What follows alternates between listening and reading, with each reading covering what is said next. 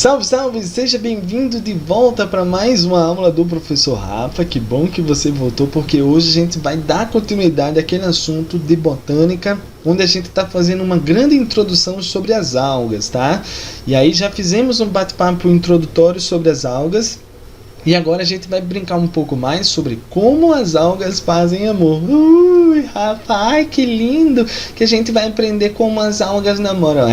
Meu amigo, a gente vai conversar um pouco mais sobre a reprodução das algas. Quer saber um pouco mais sobre isso? Chega junto depois da vinheta.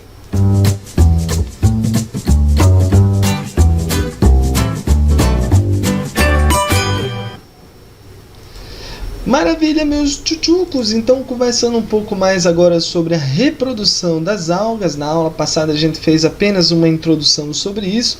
A gente menciona aqui mais uma vez a possibilidade de haver reprodução assexuada, porém trazendo aqui um pouco mais de detalhes nessa brincadeira, tá? Em relação à reprodução assexuada, ela vai poder ocorrer pela bipartição ou cisparidade, que a gente já conhece como funciona.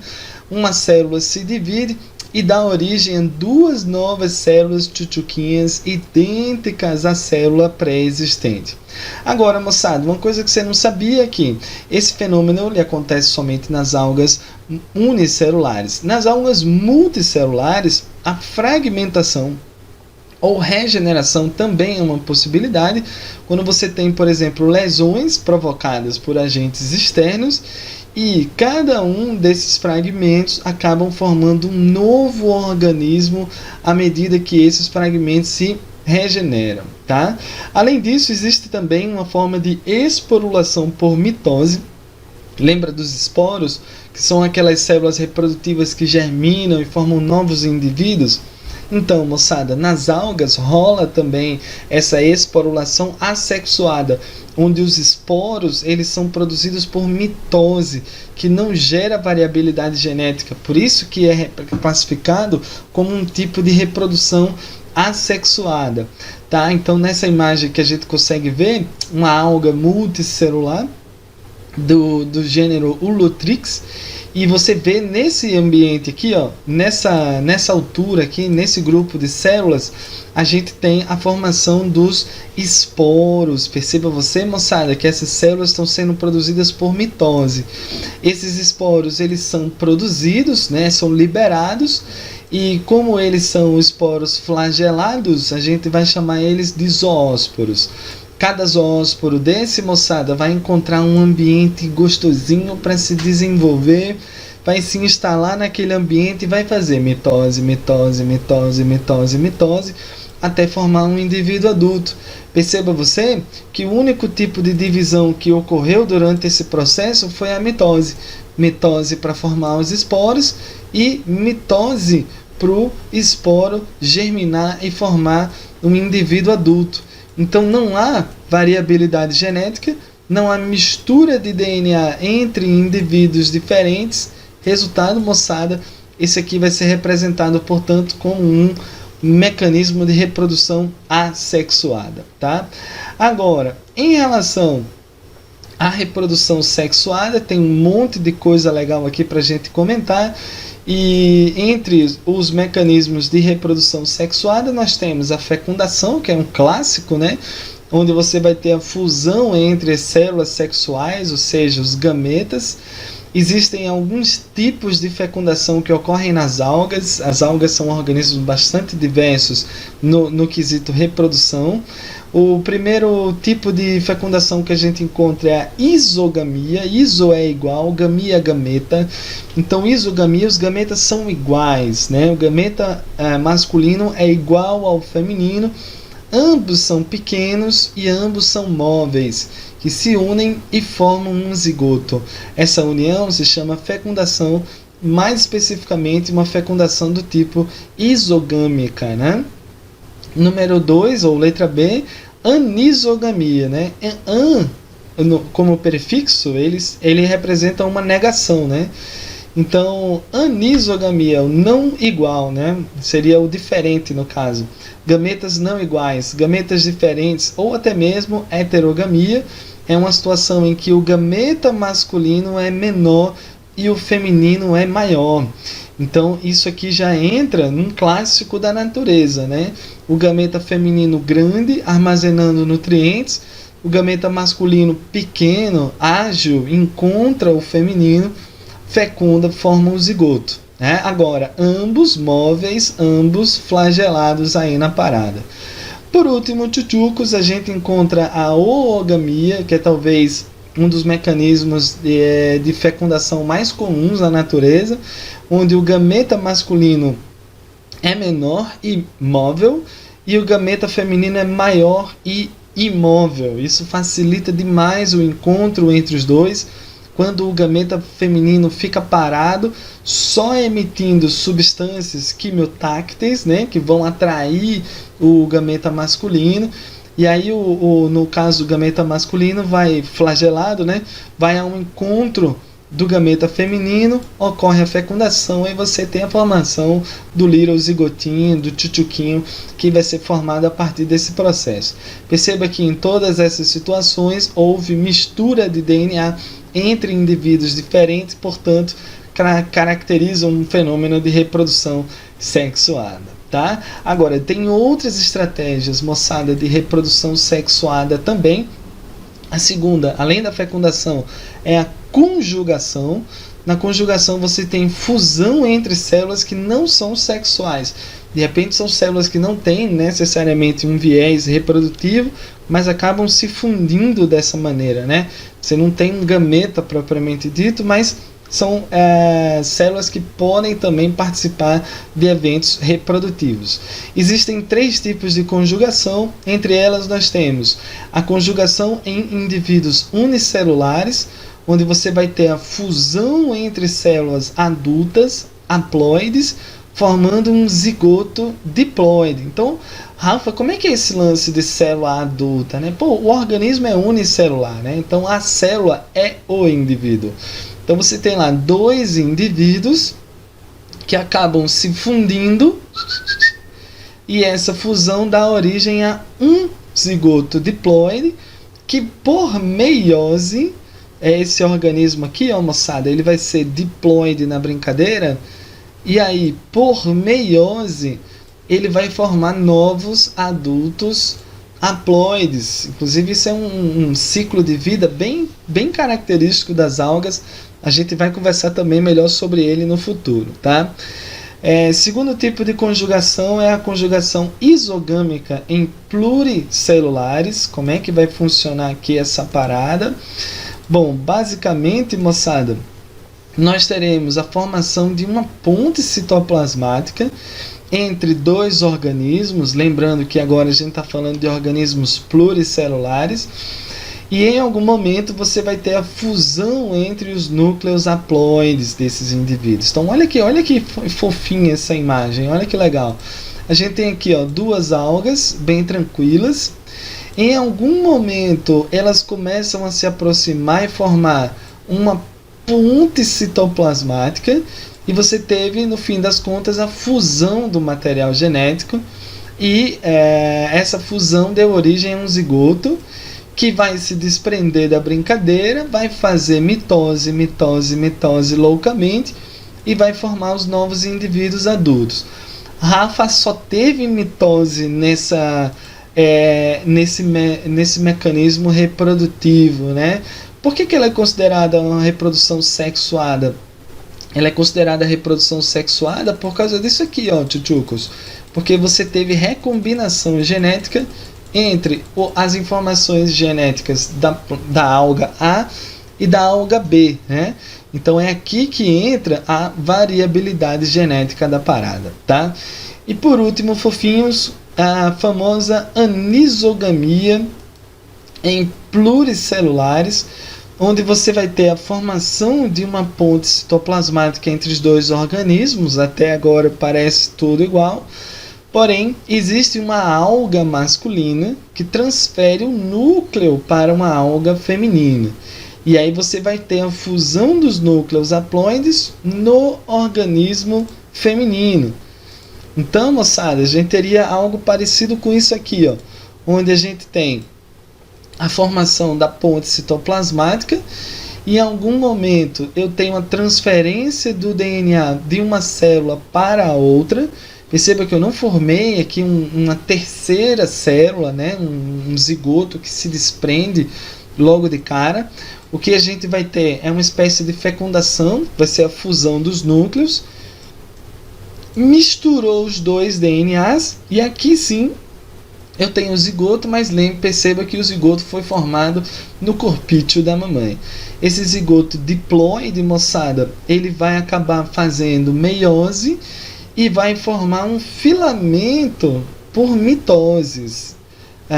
Ele vai fazer meiose, vai formar células haploides e esse filamento ele vai crescer por meio de mitoses. Aí esses filamentos se desprendem finalmente da estrutura original e vai formar um novo organismo geneticamente diferente daquilo que já existiu. Então, esses três tipos de... na verdade, essa aula inteira aqui, ela é mais para a galera que vai fazer os vestibulares aí mais tradicionais e tudo mais. A galera do Enem, se quiser dar uma assistida nessa aula só de boas, bem tranquilo, só pegando a moral da história, já está maravilhoso, né? Agora a galera do vestibular vai ter que sofrer um pouquinho aí para lembrar dessas variações, tá? Uma outra coisa que a galera vai precisar se preocupar, tanto a do Enem quanto a galera dos vestibulares tradicionais, em relação aos ciclos de vida. Existem 3 ciclos de vida na natureza e as algas apresentam os 3 tipos, né?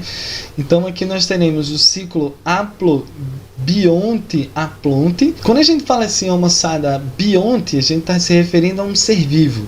Quando eu digo haplobionte, eu estou querendo dizer que você só vai ter um adulto ou um ser vivo lá nesse ciclo de vida. E quando eu uso o termo aplonte, eu acabo me referindo à ploidia desse indivíduo, dizendo que ele é um organismo haploide. Tá? Então veja só, nesse ciclo de vida você tem um adulto, haplobionte, um adulto, e esse adulto é aplonte, ele é haploide. Maravilha? Então, com um adulto haploide, você tem a formação de gametas, moçada, ocorre por mitose, já que o adulto já é haploide.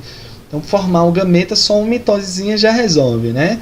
A fecundação forma um zigoto diploide. O zigoto diploide faz meiose do tipo zigótica. Eu acho que vale a pena a gente destacar isso aqui, ó. Meiose que acontece durante esse ciclo de vida é chamada de meiose zigótica. Rafa, tem alguma diferença das outras meioses? Nenhuma diferença. Assim, procedimentalmente é a mesma coisa. Isso é um nome que a gente atribui para deixar claro que esse tipo de meiose, quem realiza é um zigoto, e o resultado da meiose é a formação de indivíduos, de células, que serão os esporos haploides, e esses esporos vão fazer mitose, mitose, mitose, e vão formar vários adultos, né? Então, resumindo, o ciclo fica assim, ó. O organismo é haploide. Como ele já é haploide, ele faz gametas também haploides por meio de mitose. Os gametas, o que é que eles fazem? Eles fecundam e formam um zigoto. Só que esse zigoto é produto da união de 2 células, portanto ele é diploide. Agora, como é que um zigoto diploide vai formar organismos adultos haploides? Então, tchucos, o grande lance está aqui, ó. Ele faz a meiose zigótica e aí acaba formando várias células haploides que darão origem aos organismos adultos, tá? Isso acontece nas algas mais primitivas.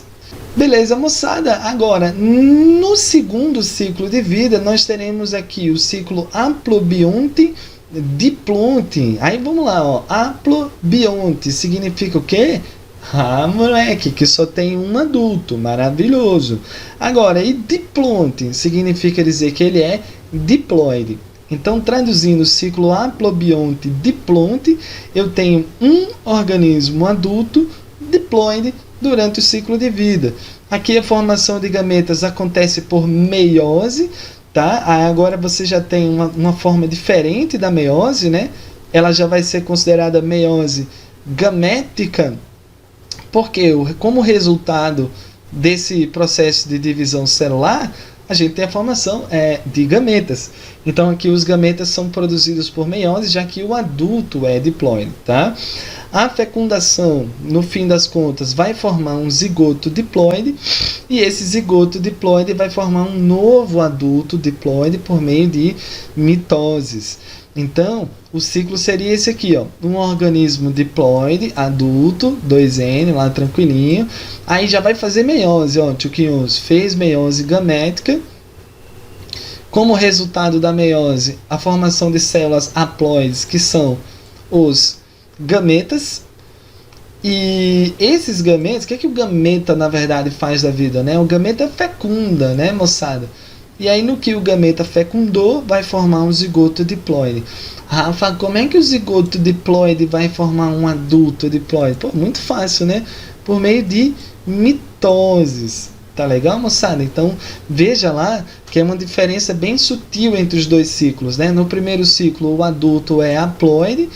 Então, a meiose, ela acontece do zigoto para o indivíduo adulto. E no segundo caso, o indivíduo adulto é diploide. Então, a meiose ela já vai acontecer aqui durante a formação dos gametas. É sempre bom você saber aonde acontece a meiose. Eu vou te dar uma dica. A meiose sempre acontece quando esse valor aqui, ó, ele for reduzido pela metade. Então, antes era 2, reduziu pela metade, que é 1. Opa, Rafa, teve meiose? Teve meiose. Então, se teve meiose do zigoto para o adulto, é porque eu estou me referindo a um ciclo haplobionte-haplonte. Nesse caso, eu tinha valor 2N e ele reduziu pela metade aqui, ó. Então, isso significa dizer que a meiose aconteceu nesse momento, é a meiose gamética, e isso se refere ao ciclo haplobionte-diplonte. Se ligue nessa brincadeira, tá? Agora, Rafa, se você pudesse pegar pra gente aí o ciclo de vida mais importante das algas, qual seria? Seria o terceiro ciclo, chamado de diplobionte, também conhecido como metagênese ou alternância de gerações. Esse ciclo é um pouquinho mais complexo, a gente já conversou sobre ele na aula de introdução às algas e caracteres gerais, porque é o ciclo mais comum de aparecer nos vestibulares, principalmente porque é o ciclo de vida que ocorre nas plantas terrestres também. Então as plantas terrestres apresentam essa similaridade, né, com as algas. Dentre tantas similaridades, o ciclo de vida das plantas também se chama de a diplobionte, metagênese ou até mesmo alternância de gerações. Como é que vai funcionar? Aqui a gente vai ter 2 adultos. Um vai ser haploide, que é conhecido como gametófito. O outro é diploide, que a gente chamou ele de esporófito. O gametófito, ele produz gametas por mitose, né? O gametófito haploide produz gametas também haploides por meio de mitose. Gameta faz o que, moçada? Gameta fecunda. Então, após a fecundação, você vai ter a formação de um indivíduo diploide. Rafa, quem é o diploide mesmo? É o esporófito. Então, você vai ter que o esporófito diploide é originado a partir da fecundação, e quando ele chegar na sua idade adulta, né, ele vai se reproduzir produzindo esporos. Os esporos são haploides, o esporófito é diploide. Então, como é que o esporófito diploide produz esporos haploides? Por meio de meiose. Então, a meiose espórica no esporófito forma os esporos haploides. Os esporos haploides, eles germinam, que é o que os esporos fazem da vida, e formam os gametófitos haploides, fechando o ciclo mais uma vez. Tá? Então, para conseguir ficar melhor essa brincadeira, vamos lá de novo aqui, ó, esse ciclozinho ele é muito importante para a gente. Tem lá, moçada, um organismo diploide, que é o esporófito. Veja que ele se reproduz por meio de esporos. Então, como é que o indivíduo 2N, né, diploide, forma um organismo N haploide? Poxa, gente, por meio de meiose, aqui bem tranquilo, né? Aí vamos pensar assim, ó, esporo faz o que da vida? Esporo fecunda ou esporo germina? Ah, moleque, esporo germina. Então ele vai fazer mitose nessa germinação, vai crescer, crescer, crescer, vai formar um segundo adulto. Esse segundo adulto se chama gametófito, ele é a fase haploide do ciclo, né? É o adulto haploide. Eu digo que é adulto por quê? Porque ele se reproduz, né? E ele se reproduz por meio de gametas. Veja, moçada, gameta é haploide. O gametófito também é haploide. Então, uma mitosezinha aqui já resolve. O gametófito, por mitose, produz gameta. O gameta fecunda, bem gostoso, e forma um novo indivíduo diploide aqui na brincadeira, fechando o ciclo mais uma vez.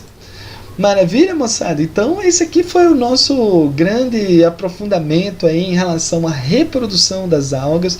Espero que você tenha gostado, espero que tenha aprendido e fique ligado nas próximas aulas, porque a gente vai falar um pouco mais sobre a classificação das algas e a importância dela nos ecossistemas aquáticos e terrestres. Maravilha, moçada? Então, vamos ficando por aqui. Um grande abraço e até a próxima. Falou!